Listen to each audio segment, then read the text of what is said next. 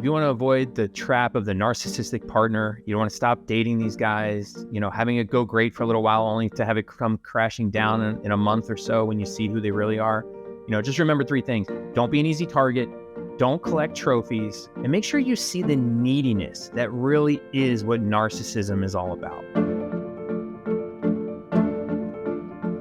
All right, Gary, it feels very fitting that today, of all days, we're going to be talking about narcissism because I happen to be celebrating the most narcissistic of all days. Can you guess what that is? It's going to be the anniversary of your birth. The anniversary of my birth. It is my birthday today, so we're going to talk about my favorite subject, which is narcissism. And again, because it's my birthday and it's all about me, then we're going to approach this topic in a way that I like, which is all about a little bit of tough love on this front, because I think there's a lot of misnomers when it comes to narcissism. So why don't you set it up for us, Gary? Sure. I mean, I think the fun thing with narcissism is it's one of those classic dating situations where what you think you want isn't actually good for you. And so the narcissists, they present, you see them out in the world, they're charismatic, they're charming, they're confident.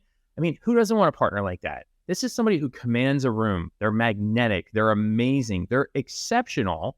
And guess what? They know it. And so anyone who has ever been involved with someone who's narcissistic, right? They know that it starts out amazing, but it very quickly turns awful. It turns into power plays, controlling behavior, being self-important. They're blameless. It's never their fault. And so, the question a lot of women have when they come to us are like, are some people just more likely to attract these time bomb types of guys? And the answer is yes. And we're going to talk today about who's more at risk. And more importantly, perhaps, is a simple strategy to avoid falling into this trap. Yeah. And what's interesting, as you're saying all of those things, as a dating coach and being in the dating coaching industry, what I found to be really interesting about many, many dating coaches out there is that they tend to actually have a lot of narcissistic traits, which is super interesting. I've done a lot of thinking on this. And I was like, perhaps in order to say that you are a coach on love or you're an expert on love, perhaps you need to be a little narcissistic. And I don't tend to think that I'm super narcissistic, but that's what all narcissists say. So I don't know. You tell me, Gary. No, I don't think you are. You're actually a very down to earth guy. I mean, even on today of all narcissistic days of your birth, you are not a narcissistic guy. Thanks for saying happy birthday. Appreciate it, buddy. Whatever. So I will say, this is one of those dating problems that feels quite common. So, if you had to ballpark it, just generally speaking, what percentage of clients do you think out there in the dating world deal with narcissistic guys? I would venture to say that about 90% of our clients who join Love Accelerator and work with us have dealt with a narcissistic man, or what they at least thought was a narcissistic guy, right? That's an important distinction. Yeah, absolutely. So it's a huge, huge percentage of our clients who come in who are dealing with this problem. Yeah, and I think, that distinction is important. And so let me just kind of put on my researcher hat here for a second, just to say that, we have to be really careful when we're talking about personality traits, because narcissism is a clinical diagnosis. That's a personality disorder. And certainly, people shouldn't play armchair psychologists and start going around diagnosing people. So I think what people casually throw around is you're narcissistic, he was narcissistic. It's really they're talking about somebody who's full of themselves. Are some of those guys actually clinically diagnosable as narcissistic? Sure, I'm sure they are, but we probably over-index for the number of guys that are actually narcissistic. But everything we're going to talk about today still applies. I mean, when we talk about narcissism today, just know it's this collection of traits. We're not necessarily talking about a clinical diagnosis. Yeah. I mean, I just think of how, and this is an exception to the rule, but sometimes a client will come in, I'd say 1 in 100, who's every single guy I've ever been with since age 12 to age 64 has been a total narcissist. It's always been about him. It's never been about me. Him. And I just think to myself, interesting. You ever looked in the mirror? Well, we're going to get to that. We're going to get to that tough love. Oh, I'm getting ahead of it. There. All right. So that's Patience. that's the tough love part of today. So I want to start with just a little bit of like empathy, right? Because as much as this is a problem, and it is a real problem for women, because everything you've been taught your whole life about who you should date, what the qualities in guys you should look for, they fall into a lot of these narcissistic qualities. Like, you want this confident, tough, strong guy who's attractive. Right. And here's the thing. I was digging into the research about this. The research shows, on average, narcissistic people are actually more physically attractive. So it's like a chicken and egg thing, like which came first? Are they narcissistic, then got more attractive to kind of back it up, or were they attracted and like, hey, look at me? But it's kind of this trap where it's like you want this strong, confident guy who's attractive. Like, who doesn't want that? But then eventually that choice betrays you, because they're not all that they're cracked up to be, and they're not all cracked up that they're not who they present themselves to be, I should say. But like, a lot of people around you don't see it, right? They just see your partner when they're on, right? And they're like amazing, and your friends are like, oh, Chad is just awesome. And you're like, you don't know, like, Chad, but I don't know why I picked Chad. I don't know. Chad is such a narcissistic name. He just walks into the room and it's so dominant. He's so charismatic, and he can just work the room. And everyone's like, oh my God, that Chad. Oh my God, he is amazing. But then he gets home, and dear God help you, the hell that you have to live through. Yeah. Sure. And then you, like, I'm sure, like, it just makes people second guess it. Like, am I the problem? Like, am I being too critical here? Like, is there something about me? And so I think that's an important thing to consider, because, people who end up with these partners, like you were saying, like, some of these women will say, like, over and over and over again, it's like, how does this happen? Why does this happen? And so you want to dive into that a little bit about, like, who sets himself up for this? Yeah, of course. Let's dive into it, please. You lead the charge, my friend. You're doing great. This is like your domain, so I'm gonna let you lead this, man. Oh my gosh, I have so much research about this to share that I'm gonna share about 10% of it, and hopefully that's not too much. But stop being so narcissistic, Gary. Okay, this isn't all about you and your research. Okay, it's my day. Okay, all right, fine. So let's jump into it. There are two main reasons that you keep ending up with a narcissist. The first is you're the kind of partner that they want, and if that sounds like a little like, yes, they basically target you. Like, a narcissist will target a certain kind of partner. What kind of partner is that? How is that? Like, first, it's somebody who's very vulnerable, right? So you might be vulnerable because of past traumas, bad relationship experiences, maybe because your attachment style, or just low confidence. But, like, you're just willing to put up with their nonsense. Like, you're basically, like, inviting the toxicity in, and you blame yourself along the way. Yeah. Right. So obviously bad. That it's not an ideal situation. They prey on the weak, right? They can't get away with this with a woman who has good head on her shoulders, who's confident, she's experienced healthy relationships. She comes from a family with healthy relationships. They're just gonna not put up with this shit after 2 or 3 months once they really see who this guy is. But it's the woman who is lacking in confidence, who doesn't see herself as worthy of a great relationship. Then suddenly, it's only when she's with a narcissist that suddenly she feels like, oh, this is what it's supposed to be like. Someone is supposed to treat me poorly, right? Maybe it's consciously or subconsciously. Well, it's like you said, there are those women that said, I've dated this guy over and over and over again. And, like, to some degree, if that has been your experience over and over, it just calibrates your expectations lower and lower, so that you start thinking this is normal. Like, this is just how guys are. And it's just not. Guys are not like this. And, so partly is a figuring out kind of like what's going on with you. And, some of those things are, some of that attachment stuff, those past relationship stuff, those patterns, that stuff you can work on. It's going to take a little bit more time. Another sort of more easily manageable trait that narcissists look for is that they really want someone who admires them, who, like, adores them. And so if you're the type of woman who's really good at giving positive words of affirmation, like really, like, hyping their partner up, you're so wonderful, the world is just a better place with you in it. Thank God, Adam, you were born on this day.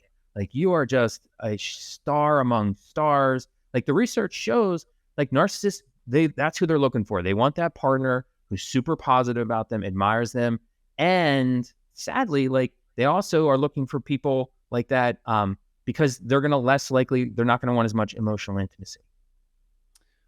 Maybe this is why I'm not a narcissist as a dating coach, because Jessica doesn't do those things. She's actually like, dude, get off your high horse, come back down. If I'm ever talking like anything like that, she's like, no, don't do, like in a fun, playful, positive way, by the way. But there is something to that where the ultimate givers, I'm curious how your wife is like with that. Like if you ever get kind of a big head, does she kind of just like ground you a little bit and is like, dude, you're not all you're cracked up to be. All right. Your TED talk, no one cares. I'm like, honey, do you know like millions? She's like, Gary, no one cares. Like, I mean, do you know any of those people? Like she is the least impressed by anything I've ever done in some way. That now authentically she probably is, but like she just doesn't, like she's not going to feed into it. Because it is like I don't know, like numbers, like when I like, oh, I had an article, like 1 million people read this article. I'm like, that's cool, right? She's like, yeah, that's like, and my wife's the nicest person. She's like, that's cool. But she's not like, you're amazing. Yeah. Yeah. And the fact is like that kind of feedback, like every once in a while, like you'll get that like in a comment or someone will say, it makes me deeply uncomfortable. Same. And I dated a woman that was like that, who doted and was just, everything I did was amazing. And she was such a giver, like in all ways. And I could see, like that repelled me actually. Right. And I have a feeling that, I don't know, I haven't kept track of where she's going, but she would be a narcissist magnet because she just loves to give and give and give and just put someone up on the pedestal. So a narcissist is like, oh, this is my home. This feels right to me. This feels good. Whereas guys like you and I are like, I don't like that. I like to be grounded again. I need to be told, like, you know, and my wife's the same way. Jessica's the same way. Like she gives the compliments when like, and when you get a good compliment from Jessica, like it means so much. And it's very authentic. Yeah, exactly. Yeah. I mean, it's like all that level of adoration is cringy. And it's like an impossible standard that everybody knows, like nobody's that perfect, except for the narcissist is like, I might be. That's so, you know, good for you for noticing. Thank you. Interesting. And so, you know, some of those words of affirmation and that admiration, part of it's just tied to, you know, we're talking about the kind of person that's like a narcissist magnet. You're just too nice, right? And so like you think that person is great. And when they start showing some of their not so great qualities, you just make excuses. Like, oh, they'll eventually come around. Like, yeah, they're acting a little entitled and they're blaming me and they're asking me why I'm always the problem. But like, they'll eventually come around because at first they didn't seem like this. And so you just assume like eventually all is going to be right in the world. And, you know, true narcissists, it's kind of, you know, it's a little hardwired in some ways. Like they've been like this for quite some time, decades perhaps. So to hope that they're going to change quickly, not a good bet to make. Yeah. And they can be extremely manipulative in that once they get the hook in you, so they have this amazing first act, they seem giving and so on and so forth. They hook you in, start falling for them, and you become that giver. And then if you start pulling away at all or start to realize, ooh, this person's not right for me, they might then change for a short period of time because they're highly manipulative people. Yeah. But then once they got you back again, oh, dear God, does it go right? It's just this vicious cycle. They go right back into the narcissistic tendencies. And so that's why it can be extremely difficult to leave these situations. Even if, you know, the rational side of you is like, what am I doing? What am I doing here? They just have a way of always knowing how to bring you back in and making your life truly miserable. Yeah, there's definitely a push-pull to it. And it's like, it's like you just said, like they definitely know how to kind of like be the puppeteer and manipulate things, right? Because they're really good at like grand gestures and like doing just amazing over the top things. And like those moments in your relationship are gonna feel amazing. But you have to realize like those are moments. Like what is typical, right? Like what's actually going on most of the time, and ignore like those blips where things are really amazing, because that's not how long-term happy relationships are built. It's not built on like the rare. It's built on the consistent, on the reliable, right? The one other piece about this, about who narcissists are looking for, and kind of a way that women will set themselves up for this a little bit, is just simply they like it. They like being that doting partner. They like this idea of like, ooh, my partner's a little bit narcissistic. Like, I like them being like amazing and helping them and being supportive, because when you're being supportive, you get to be a good girlfriend. Like, you get to be a good partner. Like, I get to like just do things for them, help them, support them, hype them up. Like, that feels like you're doing a lot of the things that we do. Oh, it feels so good to be able to do that and just give and give and give. Oh my God. You give, give, give. They appreciate it. You're like, huh, look at me. I'm doing a great job. And you get to be with a great partner. So there is some feedback loop there too for the person involved, where it's like, you do feel like you're doing something. You're being very active in the relationship. You feel like you're working at it. And like, sometimes there are people who just like to feel like they're really working at things. And this plays right into that. Yeah. Yeah. It's kind of like, it's just like a magnet. It's like the narcissists love it. So they're pulling you in and you love to give. And it's just this perfect magnetic attraction between the two of you that feels so good, especially at first.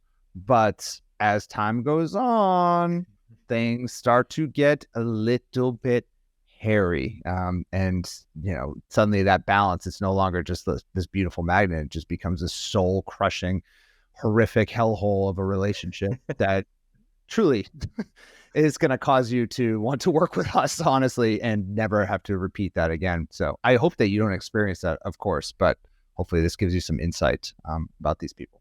You paint quite the picture with your words, which it's an accurate one. Hellhole of a relationship. I gotta say, you know, just on personal terms, I actually have never dated what I would consider to be a narcissist, or when I speak about these things, I'm actually not speaking from firsthand experience. It's mostly because we just worked with, I looked the other day, we've had over 45,000 clients over the past 10 years, and this is a very common issue. So in some ways, like, I'm actually not that emotionally attached to what I'm saying, because I've really never experienced it, but I have seen just so many of our clients go through this.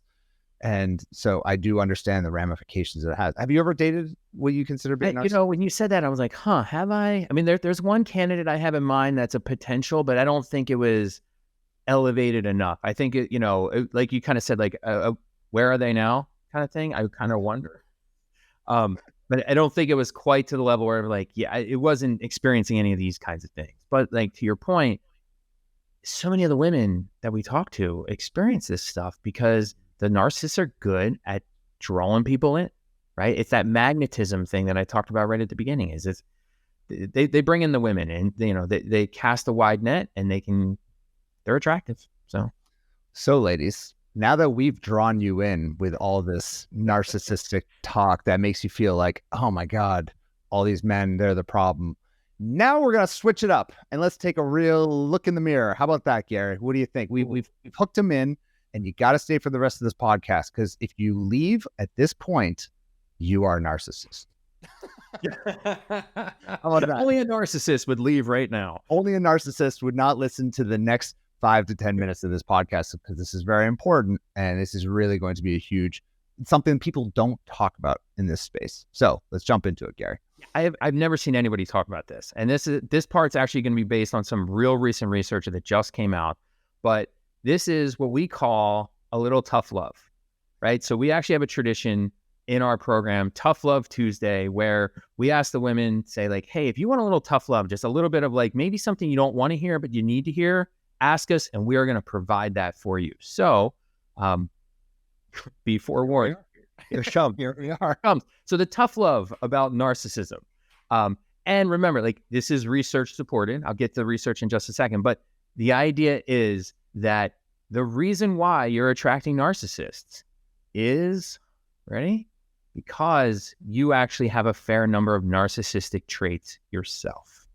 Mic drop. So, narcissists attract narcissists.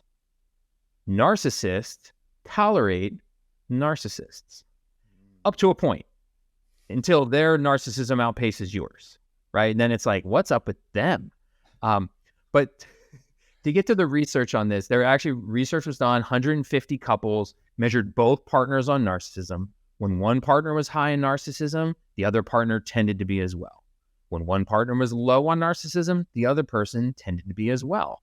Like, so what Adam and I were just describing about our wives, like both of them, I mean, super low narcissists, which bodes well for us in terms of our actual level of narcissism. The other interesting thing in that same study is they found that narcissistic women thought they were more intelligent than they were, but narcissistic women actually were intelligent, right? So narcissistic women tend to be higher level intelligence than low narcissists, but still think they're even more intelligent than they actually are. And so that is like, I mean, that's the epitome of narcissism, right? It's like you might be good at some things, but you actually like think you're even better than you are. I've certainly met quite a few people like that. That's for sure. And so are men not the same way on that front? Are narcissistic men actually also dumb, basically? It's a good question. And in that particular study, they didn't find any like statistically significant associations with the men. It just happened to be with the women. But the narcissistic women did look for men that they thought were particularly intelligent, which makes sense, right? It's like you want to be, and this is the other part where like narcissists attract narcissists, where it totally makes sense. There's a huge literature in social psychology about the importance of similarity and attraction. And so essentially you're going to look for people who are a lot like yourself. Yeah. And so if you have these narcissistic tendencies where it's like you like a lot of attention and you're charismatic and like wouldn't you want a partner who's kind of like that? Yeah, that sounds great. Sure. Also, right? It's like, of course you would. It's like, they're just like me. I like me. Who's better than me? No one, except for they're pretty close because they're just like me. Right. I mean, we also date people who are on the same intellectual level. Like narcissism aside, people date for those who are on the same intellectual level typically. And I think that there's a lot of research that supports that as well. So it may be unrelated as well, you know? Yeah. I mean, I think it is a broader phenomenon for sure. Yeah. But I think, when it comes to narcissism, people just think like, oh, it's their fault. Like it's very much, I had a narcissistic partner without really kind of recognizing what is generating that. And some of it is, we attract the energy that we're putting out into the world. Like if we're putting out like those narcissistic vibes ourselves, someone else is going to see that, recognize and be like, huh, not only does that sound similar to me, but it kind of like validates and normalizes how I feel. Right. Like, I don't seem like the ways I'm narcissistic don't seem so odd when I get to compare it to somebody else. Like so much of what we do psychologically is this idea of social comparison where we can make ourselves feel good about anything we do as long as we find somebody who's a little bit more extreme on that same trait. So, I'm not saying like if you're attracted to narcissists, you're the world's worst narcissist. This research is saying you have some of those tendencies. So you're finding a partner that's up here. So it's like you recognize they're more narcissistic, but like, guess what? Like you're still a little bit there too. And so like, don't let that comparison fool you because it makes you feel good. The social comparison always makes you feel good. It just doesn't solve any problems. Yeah, right. For example, let's say every time you go to a restaurant, you need to take 45 pictures of yourself and your food and make sure that everyone in the restaurant knows it. Let's say you're that type of a person. Then you meet a guy who likes to take 55 photos of himself and really makes a big deal of it. You're going to be like, we have so much in common. We're so similar. He might be a little bit more extreme than me, but like, okay, he might be a little narcissistic and like, but I'm good. And it's like, no, both of you are obnoxious. Pull it back. I wonder, can we do a study on social media influencers? Because I'm pretty sure only like a true social media influencer could date another social media influencer. My definition of the worst relationship in the world would be dating a social media influencer. I couldn't do it. I couldn't do it. Well, who else would tolerate that? Right? Like everyone else would be like, this is nuts. Like, why are you filming all this? No one cares about you in your stupid photos. I mean, I guess people do if you really have a big following, but oh God. Sadly, plenty of people care, but should they? I mean, that's a whole other thing. So the other part, it's actually kind of funny you bring up the social media influencer thing and the couples that are involved in that, because you kind of need this person that's kind of aligned with you on these goals, right? And so there's this like phenomenon, like the trophy partner syndrome, right? Where it's like, if you're narcissistic, your partner can't just be any partner because you're too good to just have any partner. You need to have like partner. Like you need somebody way up there, because it's like you can kind of like convince yourself of like these really good things, like, well, A players like to be with other A players. Like, and I'm an A person, so I need another A person. And sure, okay, I mean, that kind of goes back to similarity. But it's also this idea that like it reflects well on you. And there's other research. This research happened to be from Thailand that just shows that narcissistic people like people who like admire them, but they also like partners who are high status, because that high status partner reflects well on them. Like you kind of get to bask in the we call it, there's a social psychology term. See, I told you I was going to nerd out today. Basking in the reflected glory. And so your partner is really good. You get to be with them. And like all of a sudden, like our identities are intertwined. We get to be a power couple. We get to kind of be together and like, look at us. Yeah, right.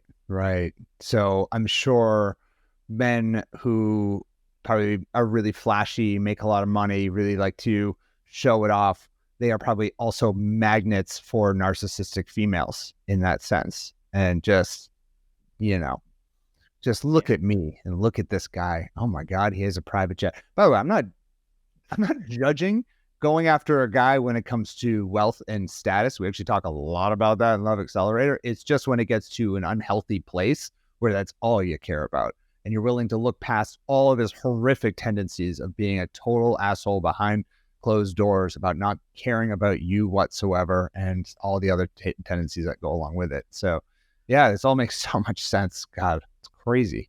Yeah. And so, there's these reasons why you end up with these kind of partners, right? And it'd be terrible just to kind of leave it off with that. So, like we always do, we're going to give a little bit of strategy of how to avoid this. Yeah.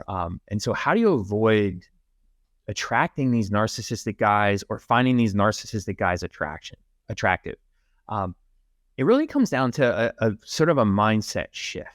And part of what that mindset shift involves is like, see narcissism for what it really is.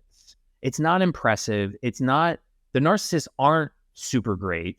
What they actually are is needy.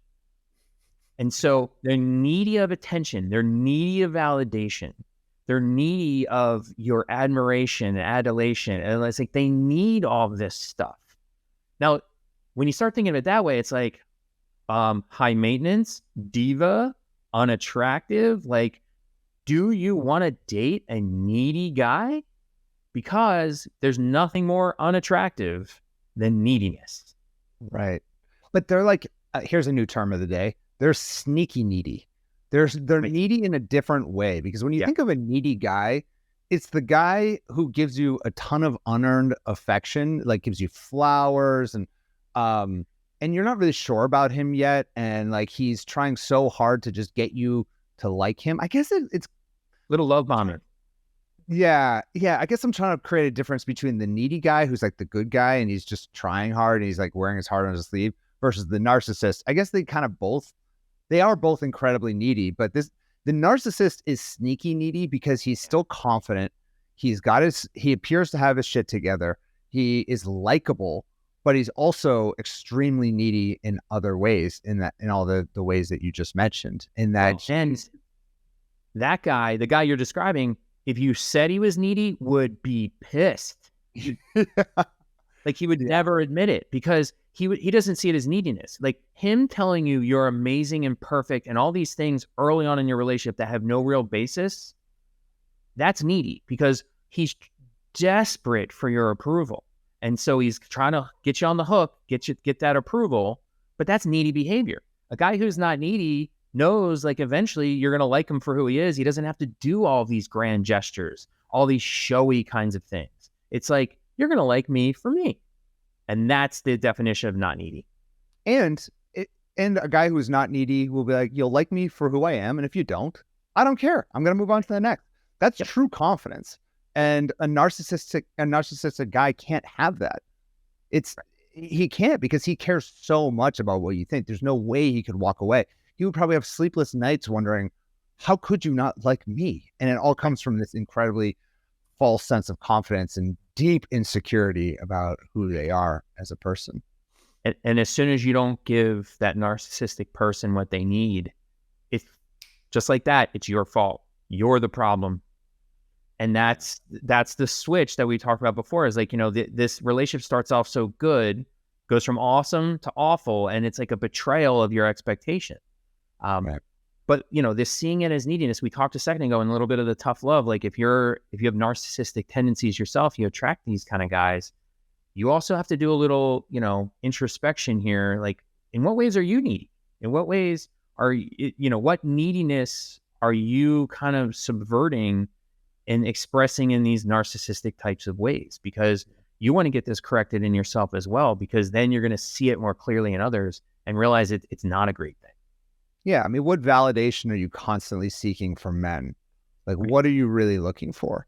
And I mean, I think we go through different phases of life, different seasons of life. Like, I would say of all the seasons of life that I was most narcissistic, it would be in my late 20s, where I was like very much so looking for validation. I did care about making sure people knew that I was successful, yet in subtle ways. I would go after a certain type of woman.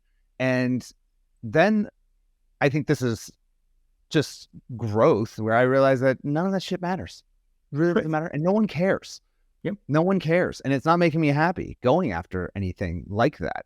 And that is, so the good news is, I think that if you're aware of this and if you're still listening, you are not likely, and this is armchair psychology right here, you're likely not a true narcissist, because they wouldn't stay around to this You've been point. pissed off. Yeah. You would have been pissed off and turned this off long ago. Yeah.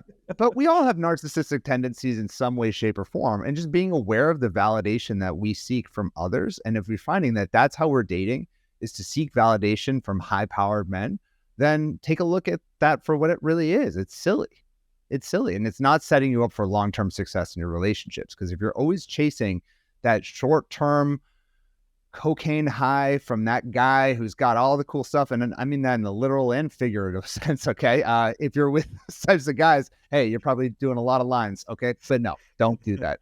I don't know what I'm talking about here, but you get a sense that, like, look, when we're chasing for that validation, it gets us nowhere. And I think that there's an easy mindset shift. I certainly went through it myself, where you just realize it's not bringing me anything. Any validation I get, it's fleeting.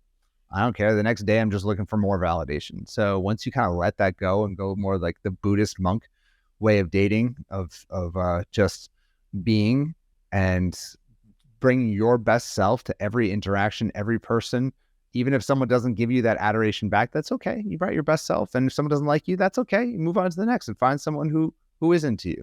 If you can bring that mindset, I think that is how you can break the curse of dating with narcissistic tendencies. Yeah, it's all about compatibility and them liking you authentically for who you are.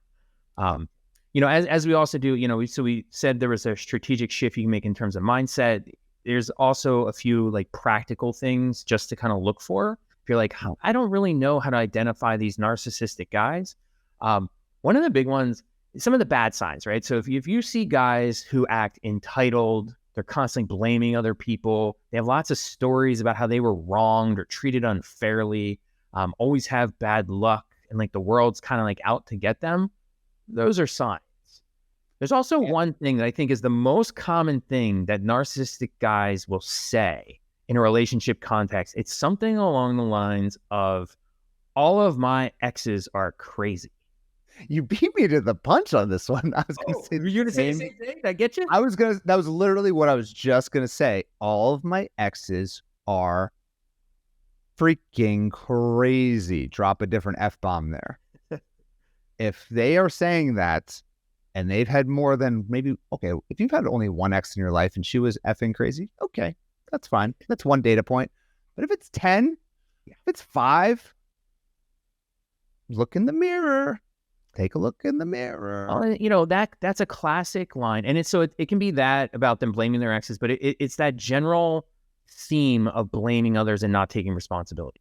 Yeah. That's classic narcissist. And so if you want to look for some of the good signs, you look for somebody who's kind and caring, supportive of others, very generous of spirit, isn't looking to take credit for things. Like it's that person who's perfectly content doing good things and no one ever knowing about it. Like no narcissist ever has made an anonymous donation, right? Like it's just something simple like that. The other thing, and so in early conversations, what I suggest to kind of feel out some of these narcissistic tendencies is ask deeper questions. Like, get away from the small talk stuff. Ask something like, what's a failure that has defined you? Ooh. So do they have one? And then when they talk about it, pay attention. Are they taking responsibility? Whose fault was it? You could ask something like, hey, I know nobody's perfect. So like, how does that apply to you? It's going to be a tough question for the narcissist of the world. So asking things like that, asking more pointed, smart, strategic questions is going to help get you the information that you want. Yeah. And we really get to know anyone. Remember, with all of this stuff, you really get to know someone once they start to take that, what we call the dating mask off. And that can take some time. These people can be highly manipulative in the first month, usually. And then from there, you start to see signs. Mm-hmm. And this is why we recommend moving slow throughout this period. Don't just jump in when you meet that tall, handsome, charismatic guy who owns the room and seems to have everything put together perfectly. Give it some time. Pace it. That is your greatest weapon throughout all of this, is just moving slow. Because once you get in bed with one of these guys and you move in with them and you start to, really create a life with this person, they make it extremely hard to get out of. Yeah, I mean, there's no replacement for moving slow, collecting more information.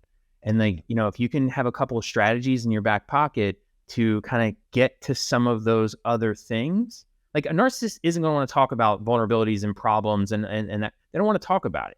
They're going to be distracting with other kinds of activities. And so like, accelerate that process. Don't be afraid to ask those kinds of questions. And every once in a while, women say like, I don't want to ask that.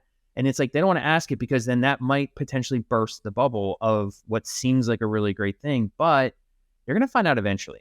Like, I mean, the mask always drops at some point. So you might as well find out this kind of thing sooner rather than later. Definitely. And just a final thought on all of this, something we say a lot in Love Accelerator and the work we do with our clients is that you don't attract the wrong men. Like, a lot of women will say, I constantly attract narcissists. I attract the wrong men. You don't attract anyone. You choose the wrong men. And that's the first step, is taking ownership of your own love life, because you are the common denominator of every relationship you've been in. And until you deeply take that ownership, like truly, and don't brush it off and don't say, oh, it's men, or I keep attracting these guys because, whatever, insert any reason you can possibly think of, until you were like, I choose the wrong men, until you get to that point, you're going to repeat the same patterns. So it's up to you to break that pattern and really take full control of your love life. That's what having a strategy is all about, is being intentional about your choices and where you put your energy. Teenagers, they're the types who are like, oh, they just go with every impulse. Oh, he's cute. He's handsome. He seems to have his stuff together. Oh, I'm going to do that. That's how teenagers date. Adults date with a strategy. And I don't say that in a condescending way, but I don't know. We're tough love and it's my birthday. So I feel like I can say that however I want. And so they really is a choice, right? Like, date with intentionality, date with a strategy, think through your choices, move slow, and just remember, you choose. You are the full chooser of your love life every single step of the way. And once you take that ownership, man, that's actually quite empowering, because now you can choose to go in a different direction. Yeah. So, to wrap this up, if you want to avoid the trap of the narcissistic partner, you don't want to stop dating these guys, having it go great for a little while, only to have it come crashing down in a month or so when you see who they really are.